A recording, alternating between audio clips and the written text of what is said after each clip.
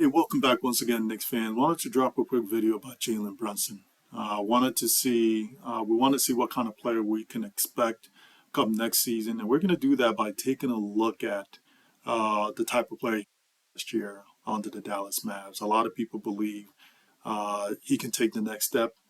There's some people that kind of doubt that because he did play with Luka Doncic, and some people believe his success and his stats are a result of playing with Luka Doncic. So we're going to take a quick look at how he played last season, so we can see whether or not if that's the case, right? We're trying to get an idea to see what kind of player we're going to get this year based on uh, his stats and the way he played last season with Luka Doncic, right? So we're going to do that first by looking at his profile, and also some of his stats from basketballreference.com. And then we're going to do a deeper dive, right? And some of the things we're going to do is look at basically his ability to impact the game. So there's two ways to measure that, right? So some of the established measurements we have right now is basically PER, PIE, and the win shares, right? And we can get that from basketballreference.com. And so that kind of that tells you how impactful the player is in terms of the production standpoint, right? And so that's one good thing. Another way we're going to take a look at his performance is by looking at what I'm calling team performance, right? It's really just a correlation statistics where it takes a look at his performance using the net rating and comparing it to the team's overall performance using the margin of victory for each game. So we're trying to see how strong the relationship between his performance and the team's performance is. And so we're trying to see, as he plays better, does the team play better? As he plays bad, does the team play bad? How strong is that relationship? And so team performance is really just a score of that. And the score is between 0 and 1. And Jalen Brunson for the season was 0.62. And that's actually pretty good, right? And so we're kind of going to get into it in depth. But first of all, before we get further into it, everyone please like and subscribe. Please like and subscribe before we get into it. I'm going to leave you guys a few seconds of silence so you guys can like and subscribe. All right, let's get back to it. And so the first thing you notice when you look at Jalen Brunson is, he's 6'1", but he's pretty strong, pretty durable player. And the first thing that jumps out at you, he played 79 games last season. The other thing is that jumps out at you is he averages 16 points at 50% shooting. That's very consistent. 50% shooting, although the 16 points a game is not is not NBA first team kind of stats that we're looking at here, or production. However, that consistency is very important, and the Knicks can use that consistency, that efficiency. Being basically scoring 16 points at 50%, especially as a point guard, is really big. Because if you think about it, I think in the NBA, the average shooting percentage for point guards in the NBA might be around 43%, maybe 42, maybe 43%, just guessing there, but that's what I would assume. And so that's really good to be able to see that. Also, you have to remember we have basically RJ Barrett and Julius Randle. They took the bulk of our shots last year, and they were shooting 40% from the field. They both averaged 20 points a game. I mean, that's the reason why the Knicks basically lost as much games as they did last year.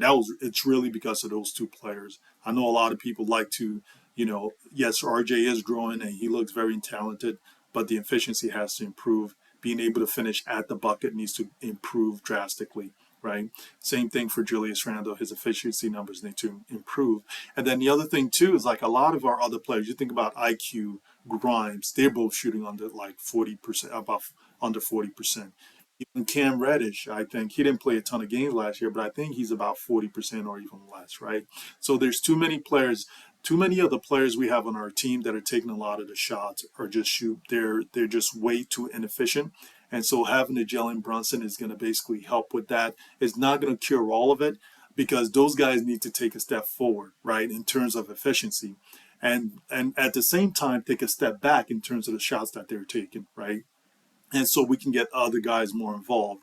Because for us to win ball games, right, we're going to need Jalen Brunson to kind of look for players like Mitchell Robinson, Obi Toppin, because those guys are better finishers, right? They finish very well at the rim, right? They get us easy buckets. that's what the New York Knicks are going to need this year going forward, and hopefully Jalen Brunson is going to help give us that, right. And so the consistency is really going to be big for us, especially at 50% shooting. So that's really good, right.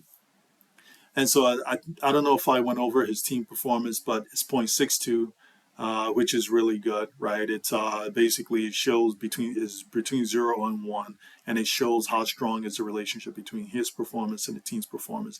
And .62 is really not that bad, especially playing with. You have to imagine he's playing with Luka Doncic, who's one of the most ball dominant players in the league, and to have the score of .62, I think it's really impressive, right? And so we're going to move on to the next. We're going to move on to the next group of stats here. And so what we're looking at here is looking at the games like Jalen Brunson played without Luka and the games he played with Luka, and we're kind of taking a look to see how well how he performed without Luka. That's really what we're trying to see. A lot of guys believe that his stats and his success is a result of playing next to Luka Doncic. But what people don't realize, Luka Doncic only played missed 17 games last year. So Jalen Brunson played all 17 games that Luka missed. And so that gives us, I think, enough sample size to kind of analyze to see how he played, right? So 17 games is not really much of a fluke, although it's kind of spread out here and there. It's really not much of a fluke. I mean, basically, the biggest thing is like, what did they win their games without Luka, with Jalen at the helm? Uh, they didn't win. They were actually sub 500. They won 47% of the games. And with Luka, they were 68%. So that's a little tricky, right? Obviously, Luka was their primary scorer. So when you lose somebody with that kind of offense on your team, of course, it's going to be harder for the team to win ball game. Just like if they were to lose, let's say it was last year, they lost Jalen Brunson and he was injured for, let's say, 17 games. I mean, they would have still been, I think they probably still would have been over 500, but they would not have been able to win 68% of their games, right? Because you're losing a chunk of your offense and losing a big chunk of that production, right? And so, unless somebody else would have stepped up. And so that's the thing that's tricky about the win percentage. However, it was 47% of the game. Minutes, he got 34 minutes without Luka, 31 minutes with Luka. Basically, the shooting stats didn't really change very much. Without Luka, it was slightly down, but it's still higher than league average. He still was very efficient from the field. The thing that really jumps out at me, the two stats I really look at that really jumps out at me, was the assist percentage and the usage rate. Assist percentage jump almost doubled when Luka wasn't there, right? So it shows that when Luka's not there, the offense really falls to him, and the offense is running through Jalen Brunson, and he's their engine at that point. And then to be able to get a 38% assist ratio on just 26% usage percentage when Luka's not there, I also think is very impressive. The other two things that was kind of interesting was basically the ratings. Offensive rating and defensive rating was higher, and the net rating was double without Luka. Also, the margin of victory was basically, was much higher. It looks like it was about 40% higher uh, without Luke without Luka. Or am I reading that the wrong way? No, it's more than 40%. It almost doubled. Um, so basically, the other thing we wanted to look at, obviously, we're looking at basically Jalen stats without Luka, right? And so right here, and so we wanted what we have over here are these are basically the net rating versus the margin of victory, and it's just kind of graphical representation of like, you know, when Jalen plays, right, when he's playing well, it's a team playing well as well, and you can tell, yes, right, because all the points are kind of going up and to the right, and so it's a good, positive, strong relationship is going up and to the right, and they're pretty tight. Even if you see here, it's really tight here, and then you kind of take a jump up here, right? And then these are also really tight, right? And so this is a better representation of that.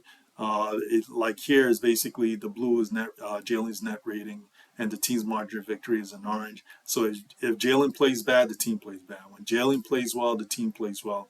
And so, And so this is a much more compelling picture of how much command Jalen has of the offense, right?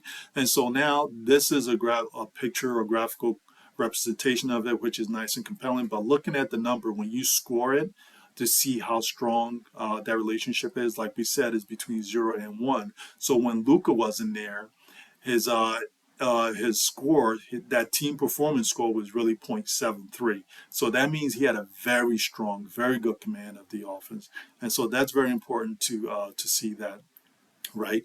And so the one thing that this kind of signified, this is what it shows us, at least with this, is like um, basically Jalen actually played well without Luka, and he actually had a very strong command of the offense without Luka.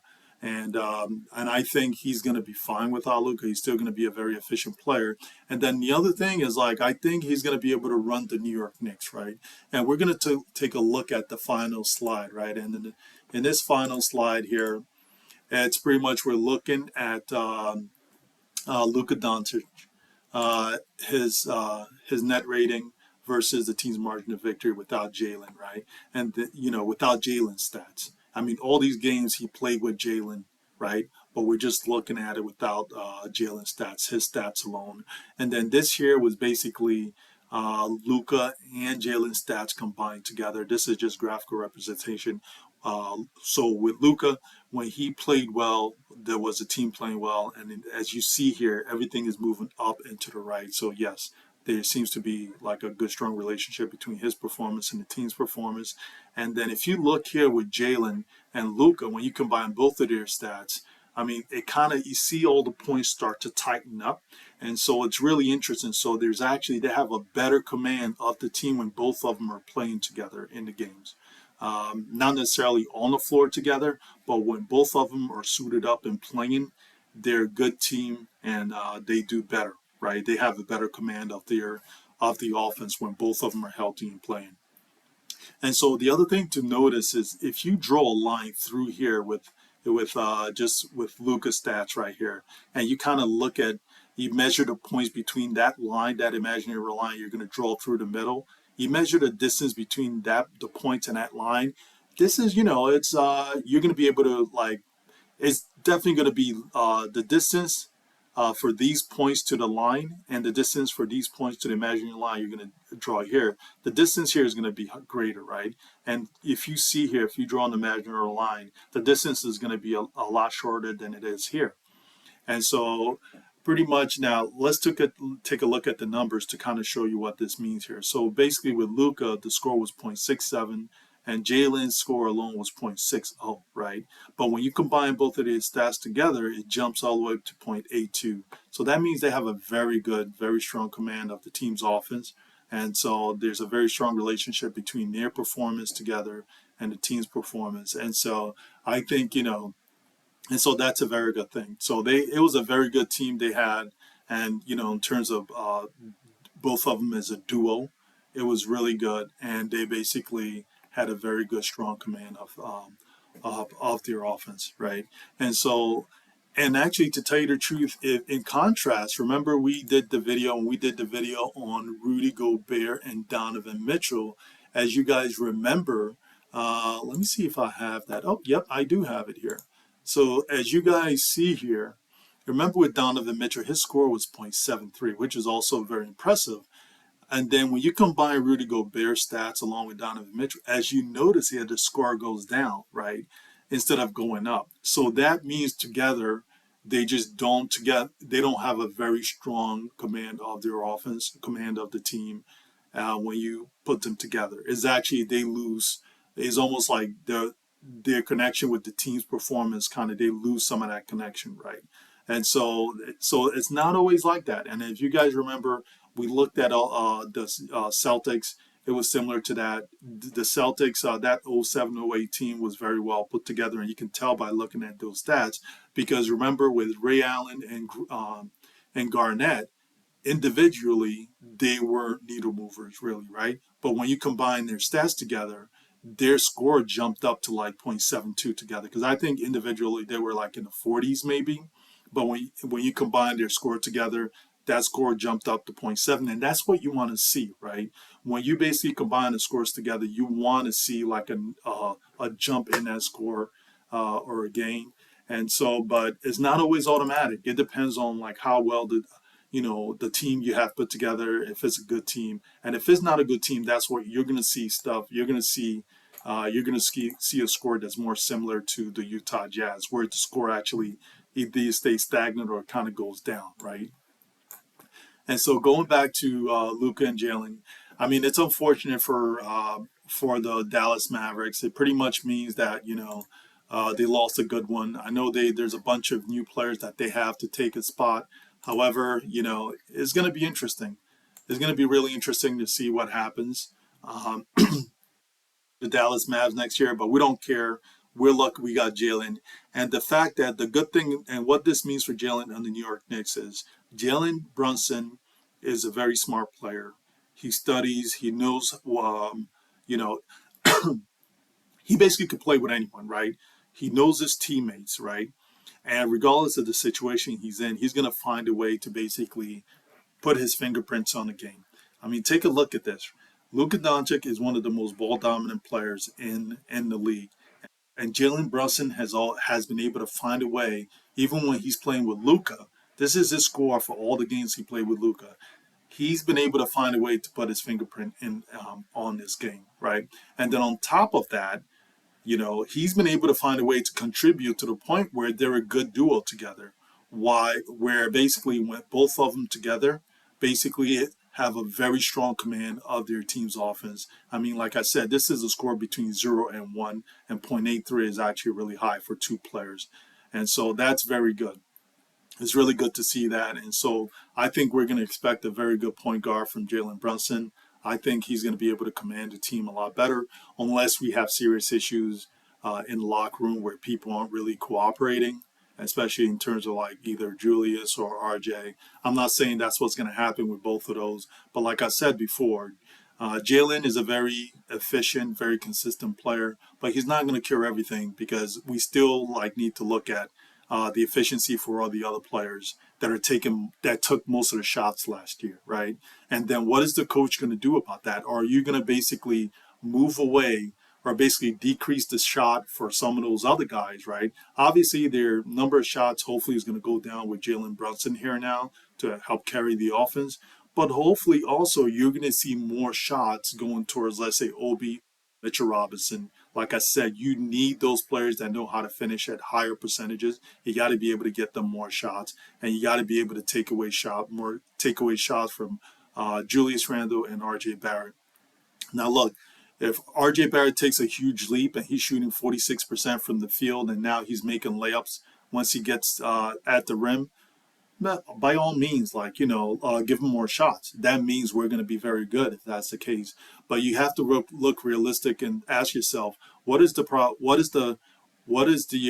probability, right? That basically R.J. Barrett and Julius Randle takes a huge leap, and now they're shooting like not even 46%, right? For us to be even competitive and to be above 500, right? To be competitive and above 500, at I mean, I think they have to shoot like around 44%. Both of them, the average for both of them, their shooting percentage needs to be at 44%.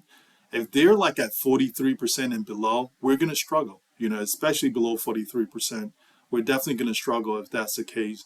And so both of them will have to work on that, on the efficiency from them, not just them. We all IQ is the other one, Grimes is the other one. Both of those guys shot below 40%, and they were getting a lot of consistent minutes. They also would not Grimes wasn't able to put up as many shots as IQ was, but IQ did put up quite a bit of shots last year, and his shooting percentage was like 38% maybe. And so that's something the Knicks are always going to have to contend with, but they help them get there. I think who's going to help them get better in in Jalen Brunson. And so let me know what you guys think. What do you think about his stats, his performance with Luka and the Dallas Mavericks? Do you think he's going to be able to? Do you think these stats prove that he's going to be able to survive without Luka Doncic, do you think, he's going to make the New York Knicks better? Please feel free to comment below. I'll be more than happy to respond. Thank you so much. Have a good day, guys.